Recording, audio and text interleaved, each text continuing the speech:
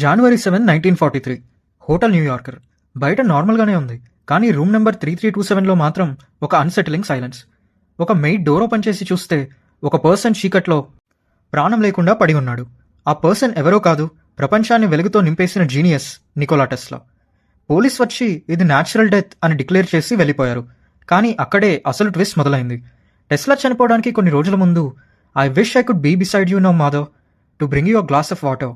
All these years I have spent in the service of mankind have brought me nothing but insults and humiliation అని ఆయన వాళ్ళ మదర్కి రాసిన ఒక లెటర్లో ఉంది అని న్యూస్ వచ్చింది. వరల్డ్ చేంజింగ్ ఇన్వెన్షన్స్ చేసిన వ్యక్తి ఎందుకు ఒంటరిగా ఒక హోటల్ రూమ్లో చనిపోవాల్సి వచ్చింది?